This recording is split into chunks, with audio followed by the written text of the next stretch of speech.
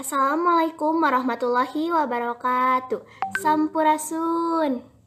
Ibu bapak guru nu simkuring dipihormat, nepangkeun kasadayana simkuring Firda Nurhalijah ti kelas 10 MIPA 2. Dina waktos ieu simkuring bade ngadongeng nu judulna Sakadang Kuya Minta Tulung ka Sakadang Keuyeub. Tah, kieu dongengna. Kacaritakeun dina hiji mangsa sakadang kuya kacida hanjeleunana lantaran sulingna dibawa kabur ku sakadang monyet. Taya harepan bisa kapemilik deui. Tuluy sakadang kuya lempang ngadedot.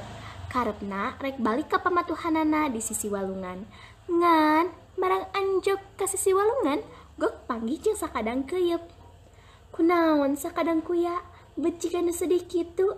Sakadang keuyeub nanya. Nyaeta uing teh keur menang kasusah, cek sakadang kuya. Kasusah naon? Barabat atuh sakadang kuya nyaritakeun lampahana. Ti mimiti panggih jeung maung, boga suling tina tulang maung nepi ka sulingna dibawa kabur ku sakadang monyet. Terasaan pisan sakadang monyet mah, cek sakadang keuyeub. Jigana mah kudu diwarah tah. Enya, ngan kumaha carana? Keun eta mah bagian uing, ayeuna mah antar bae uing kan tempat sakadang monyet. Syukur atuh ari anjeun bisa nulungan kaula mah. Tapi keh heula, lamun suling benang deui rek mere naon sakadang kuya ka uing. Naon atunya?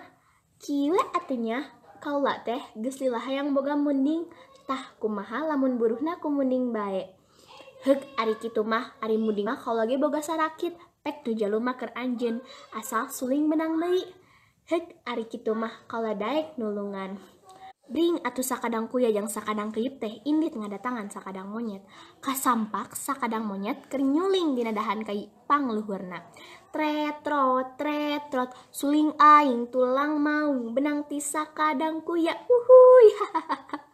Sakadang monyet kadiekeun suling teh, cek sakadang kuya. Cek uing ge bawa sorangan ka dieu naek mun bisa mah.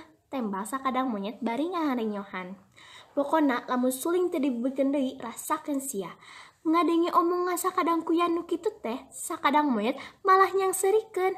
Waktu sakadang kuya jeung sakadang monyet parea-area omong, sakadang keuyeub nganaek kana tangkal dahan kai kadeukeutan sakadang monyet. Beuki deukeut bae. Terus sakadang keuyeub cicing palebabantut sakadang monyet anu ngampai dina dahan. Rek dibikeun moal, cek sakadang kuya. Moal tembak sakadang monyet. Beres ngomong teh, anagep teh buntut sakadang monyet dicapit satakeun ku sakadang keuyeub. Sakadang monyet kacida reuaseunana jeung nyeriin deui. Aduh, aduh, aduh. Sakadang monyet reuaseun lantaran buntutna karasa nyeri dicapit ku sakadang keuyeub nepi ka buntung. Ari suling teh ragrak tuluy disanggap ku sakadang kuya. Saenggeus sulingna benang, sakadang kuya muruhan munding ka sakadang keuyeub. Munding jalu, bari haringeun lempang ngagandeang, bari taya karingrang.